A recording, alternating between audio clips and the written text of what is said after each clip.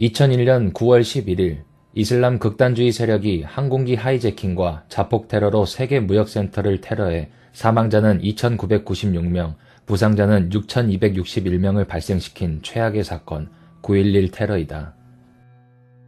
근 100여 년 만에 미국 본토를 타격받은 미국은 이후 모든 정책, 헌법, 군사작전의 기조가 뒤바뀌며 전 세계 정세도 크게 변하게 된다. 뉴욕 부커 초등학교 참관 수업 중이던 부시 대통령에게 9.11 테러를 처음으로 비서실장이 보고한다.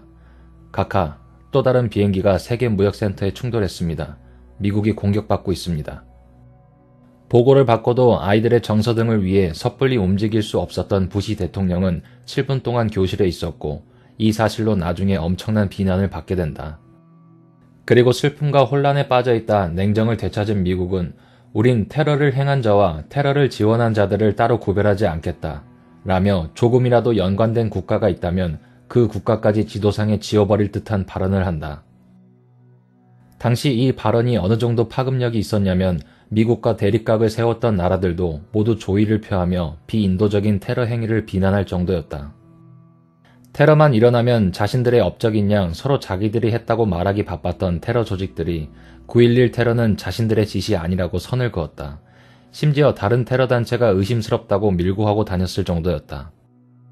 특히 거의 블랙리스트였던 북한은 테러 배후국으로 지적받을 위험이 컸기에 곧바로 테러 행위에 대한 비난을 하며 애도 성명을 발표하고 적극적으로 자신들이 벌인 짓이 아니라는 행동까지 했다. 그리고 미국은 역사상 처음으로 SCATANA, Security Control of Air Traffic and Air Navigation Aids를 발령한다.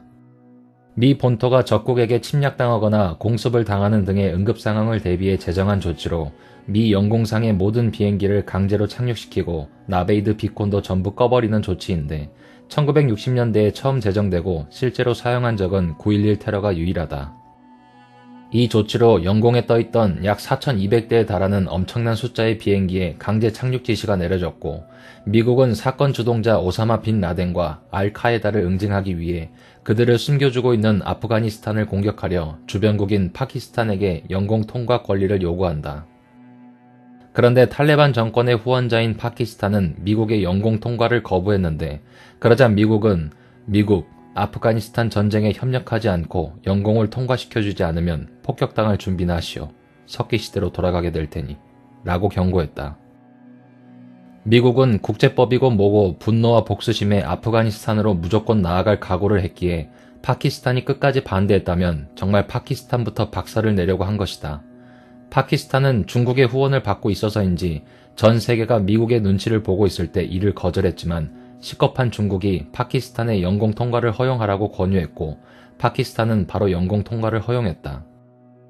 하나된 미국 의회는 부시에게 무력 사용권을 부여했고 최후 통첩을 던진 뒤 UN 승인 없이 전쟁을 강행해버린다.